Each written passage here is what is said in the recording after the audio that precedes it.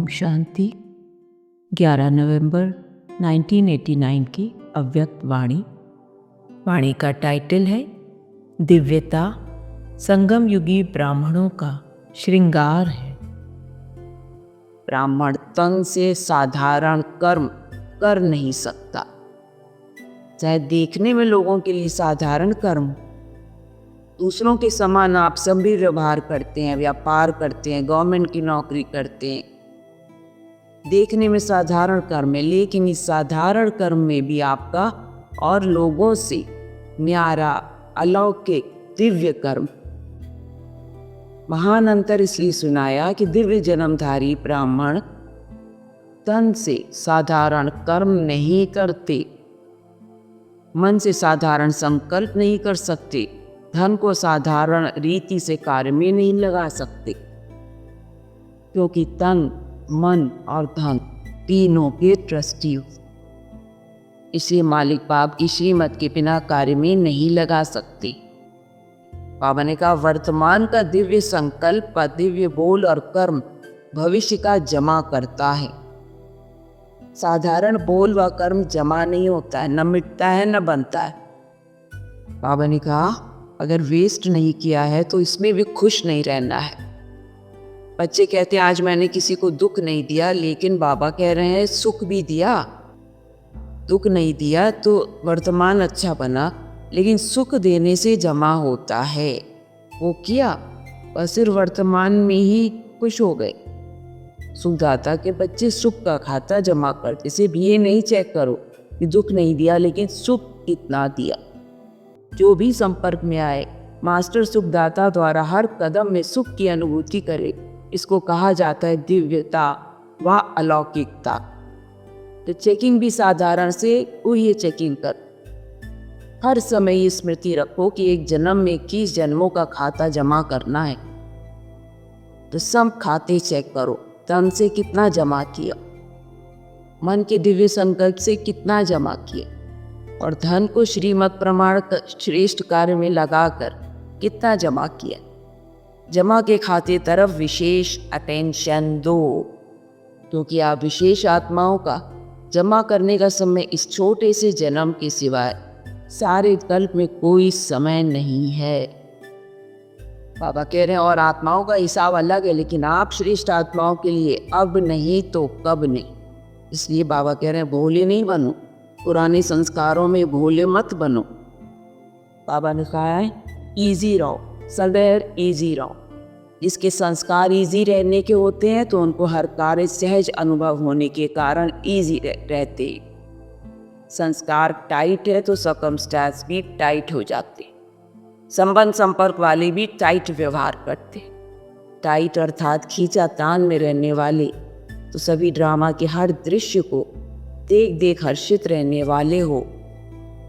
बाबा ने कहा ना अच्छे में ना बुरे में किसी में आकर्षित नहीं होना, सदैव हर्षित रहें। बाबा ने कहा संपन्नता संपूर्णता की निशानी है। संपूर्णता की चेकिंग अपनी संपन्नता से कर सकते हो, क्योंकि संपूर्णता माना सिर्फ खजानों से फुल हो।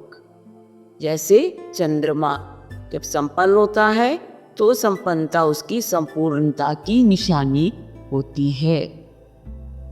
गुजरात वालों से बाबा ने कहा कि सभी दृष्टि द्वारा शक्तियों के प्राप्ति की अनुभूति करने के अनुभवी हो।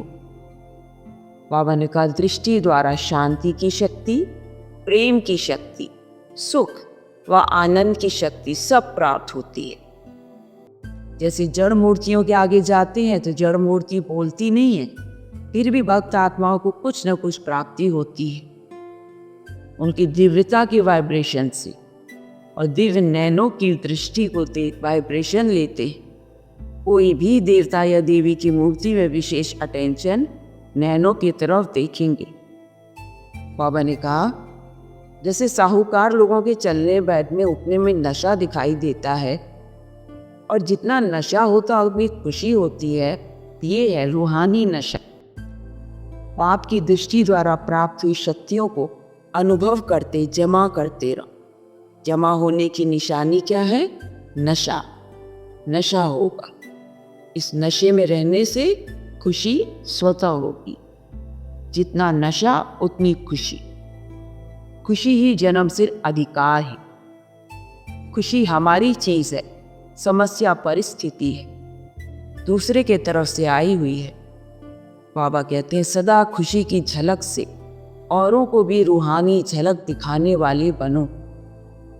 इसी वरदान को सदा स्मृति में रखना। खुशी से शरीर भी जाएगा तो बढ़िया मिलेगा, पुराना जाएगा नया मिलेगा। खुशी में महान बनना।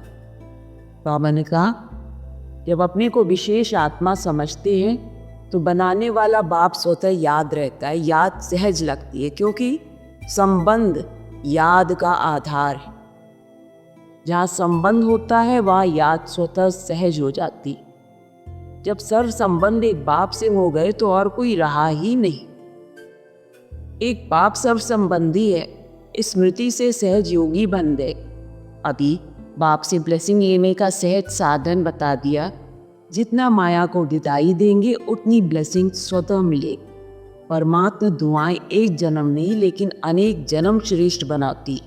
सदा ये स्मृति में रखना कि हम हर कदम में बाप की, ब्राह्मण परिवार की दुआएं लेते सहज उड़ते चले। ड्रामा में विशेष आत्माएं हो, विशेष कर्म कर, अनेक जन्मों के लिए विशेष पार बजाने वाले।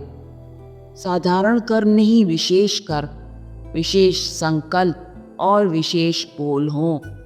तो आंध्र वाले विशेष सेवा ही करो। ये आंध्र वालों से बाबा ने कहा कि अपने श्रेष्ठ कर्म द्वारा, अपने श्रेष्ठ परिवर्तन द्वारा अनेक आत्माओं को परिवर्तन करो, अपने को आईना बनाओ और आपके आईने में पाप दिखाएगी। ऐसी विशेष सेवा करो। पूरे ब्राह्मण परिवार का शुक्रिया, संगठन का शुक्रिया, बाबा के सभी बच्चों का शुक्रिया, संतिम शरीर का शुक्रिया, प्रकृति के पांचों तत्वों का शुक्रिया, मधुबन पावन भूमि का शुक्रिया।